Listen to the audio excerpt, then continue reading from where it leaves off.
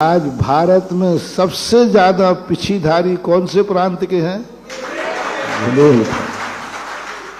एक निमित्त दृष्टि देखो पूज्यवर की, एक उस निमित्त दृष्टि से पहचानना, अपने आप को नहीं पर को पहचानना ही निमित्त दृष्टि है। उन्होंने इस निमित्त दृष्टि से सारे बुंदेलखंड को देखा, बोले यहां बहुत कुछ अनमोल शक्तियां हैं, अनमोल वैभव है, ये कार्य किया। कल शाम को शांति धारा देख करके वैसे ही हम आचार्य श्री के प्रति उपकार हैं, और बुंदेलखंड का तो खास तौर से अनंत अनंत उपकार हैं पूज्य गुरुदेव आचार्य ने, अनंत अनंत। ना तो ऐसा उपकार करने वाला कोई हुआ है बुंदेलखंड पर, और भविष्य की हम अब क्या कहें नहीं, उम्मीद कम दिखती है। जो आचार्य श्री ने उपकार किए, कितना दृष्टिकोण था उनका, कितने दृष्टियां थी। एक जैन संत की इतनी दृष्टि हो सकती है, ना तो शास्त्रों में पढ़ने में आया और ना दुनिया के मुख से सुना कि जैन संत के पास इतनी दृष्टियां हो सकती हैं। वस्तु अनेकांतमयी है, लेकिन दृष्टि अनेकांतमयी हो तो बेड़ा पार होता है।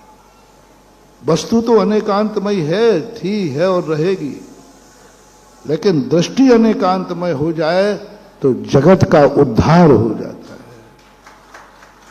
उसी सोच में, उसी अनेकांत दृष्टि से शांति धारा उत्पन्न हुई। बुंदेलखंडी लोग, अरे राम राम राम राम, बस सुबह गए, भगवान को अर्घ चढ़ाया, अभिषेक किया और दुकान पर बैठ गए। बस सुबह भोजन करना, शाम को अंथव करना, इसके अलावा और क्या काम था? ये काम कभी बुंदेलखंड में तो क्या, कहीं भी दिगंबर जैनियों में तो नहीं हुए। सोच ही नहीं था, विचार ही नहीं था। मात अकेला विचार होता था कि ठीक है जाप दे लो, पूजा पाठ कर लो, लेकिन ये शक्तियां, ये सोच आचार्य महाराज ने अपनी उस अनेकांत दृष्टि से प्रसूत किए। आज सारे जैन समाज से मैं कहना चाहूंगा कि शांति धारा जैसे प्रोजेक्ट पर जैन समाज को गर्व होना चाहिए। दिगंबर जैन समाज को एक गर्व होना चाहिए कि जैनी लोगों की भी वो योग्यता, और आज पूरे भारत को ऐसा एक सोच बनाना चाहिए कि शांति धारा जैसे प्रोजेक्ट को आचार्य श्री की जय मात्र बोलने से, नमोस्तु करने से मात्र उनके ऊपर उपकार नहीं होगा। उन्होंने जो अपने ऊपर उपकार किए हैं, इन उपकारों को अमर बना दिया जाए और सारे विश्व के लिए इतिहास बना दिया जाए, तो फिर हमारा बहुत बड़ा पूर्ण हो सकते हैं। हमारे यहाँ जो भी प्रोजेक्ट उन्होंने बनाए, हम जैनी चाहें तो शांति धारा के प्रोजेक्ट को सारे भारत का कीर्तिमान स्थापित करा सकते। तुमसे कोई हम पैसा धेला नहीं मांग रहा, नहीं तो तुम लोग कहोगे महाराज कहीं उसी पे तो नहीं आ रहा है। नहीं, मात्र इतना सा करना है, जो चीज तुम उपयोग करते हो और जो हमारी शांति धारा में है, बस दुनिया की उपयोग न करके तुम शांति धारा का प्रोजेक्ट उपयोग करो, उतने में हो जाएगा। अभी एक मंजन दिखा रहे थे, नहीं शायद बुंदेलखंडी लोग मंजन नहीं करते होंगे, नहीं, क्योंकि हम लोग नहीं करते इसलिए आप लोग भी नहीं करते हो। अपने आचार से भी नहीं करते थे। आप लोग मंजन करते हो कि नहीं? अरे महाराज 2-2 3-3 बार, है ना। कुछ नहीं करना, कुछ नहीं करना। सारे बुंदेलखंड का प्रत्येक दिगंबर जैनी एक नियम ले ले, हम मंजन करेंगे तो शांति धारा का मंजन करेंगे, बस। हमने सबसे बड़ा दुर्भाग्य हमने देखा अपने दिगंबर जैनियों का, जो भी परोपकारी संस्थान खुलते हैं वो परोपकार के लिए होते हैं, स्वयं उसका उपयोग। स्कूल खुलते थे पहले, खुले हैं पहले, वे स्कूल में जैनियों के बच्चे नहीं पढ़ते। स्कूल कौन सा है? जैन हाई स्कूल है ना, जैन स्कूल है, पर जैनी के बच्चे नहीं होंगे, वे स्कूल नहीं चलते महानुभाव। जैन स्कूल है, जैनी के बच्चे नहीं। कमेटी स्कूल चला रही है लेकिन कमेटी के बच्चे उसमें नहीं पढ़ते। पूछा क्यों नहीं पढ़ते? तो उनको मालूम है कि हम अपने बच्चे की जिंदगी खराब करेंगे क्या।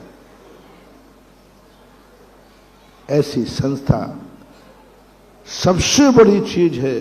यदि दुनिया में अपनी वस्तु को प्रचार करना है तो जब भी कोई प्रतिष्ठान खुले, चाहे वो स्कूल हो, शांति धारा हो, मंदिर हो, तीर्थ हो, गौशाला हो, हाथकरघा हो, सबसे पहले नियम होना चाहिए कि जो समाज स्कूल खोले या कोई भी प्रोजेक्ट खोले, वहां की समाज नियम लेवे कि हमारे बच्चे इसी स्कूल में ही पढ़ेंगे। दूसरे नंबर पर कमेटी नियम लेवे कि हमारे बच्चे भली फ्री में पढ़ाना, आरक्षण कर दो भाई, ठीक है। वे स्कूल सारे जगत में प्रसिद्ध हो जाएंगे। आज पूरा मात्र इतना सा नियम लेना है, पूरी शांति धारा कमेटी के परिवारों में मंजन करना। ये मैं नहीं कह रहा हूं, नहीं, ये तो मैं कह ही नहीं सकता क्योंकि मैं खुद नहीं करता। लेकिन यदि करो, यदि वो तो करोगे पक्का है यदि करो तो एक नियम हो जाए कि कमेटी के परिवार के अंदर कोई दूसरा मंजन नहीं होना चाहिए शांति धारा के अलावा। फिर दूसरा नियम होना चाहिए, कमेटी के रिश्तेदारों के यहां दूसरा मंजन नहीं आएगा। देखना मैं फैला रहा हूं। फिर तीसरा नियम होना चाहिए कि दिगंबर जैन समाज के अंदर, दिगंबर जैन समाज के घर में दूसरा मंजन नहीं आना चाहिए। हम किसी अन्य जाति की बात करूंगा ही नहीं अभी। अन्य जाति वालों को तो हम अलग ढंग से बेचेंगे, जब बचेगा तब ब्लैक में बेचेंगे।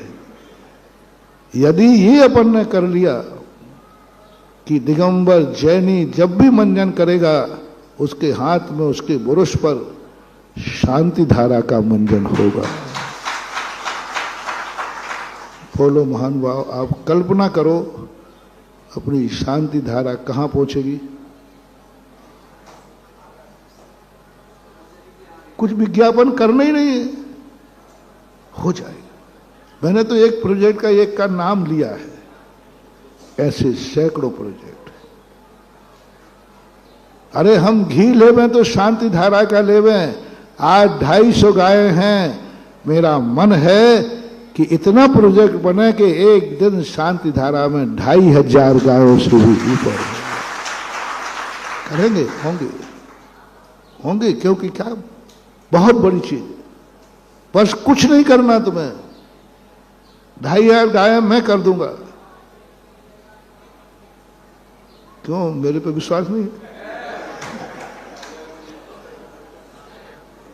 तुम मेरा साथ दो तो तुम मेरा साथ दो तो हर जैनी को एक नियम लेना है कि जैनी की रोटी पर यदि घी होगा तो शांति धारा का होगा, बस। और ज्यादा मैं तुमसे हमें कुछ चाहिए ही नहीं है, तुम तो खाओ आराम से, मजे करो। जैनी की कढ़ाई में यदि घी जाएगा तो बोल दो ना आगे, बस 2500 होने में तो क्या, और भी हो जाए तो कोई बड़ी बात। और इतनी बड़ी जमीन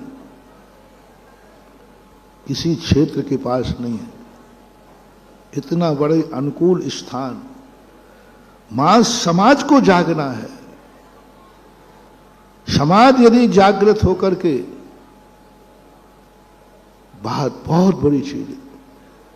तो यदि हमने ये संकल्प कर लिए, शांति धारा को कुछ नहीं करना, बहुत सस्ता प्रोजेक्ट है,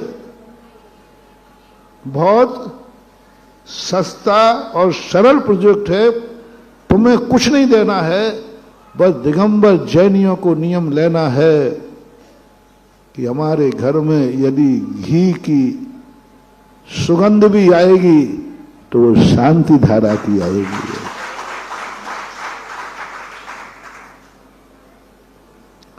जो औषधि तुम बाजार से लेते हो, ऐसी औषधि भी प्रोजेक्ट है।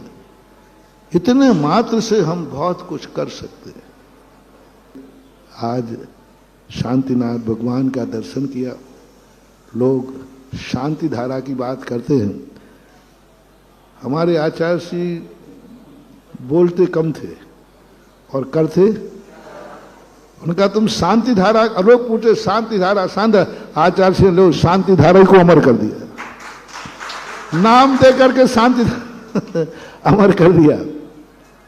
शांति धारा कहां आया है? शांति धारा कहां आया है? लो देख लो, बीना बारा में जाके देख लो, शांति धारा ही एक प्रोजेक्ट है।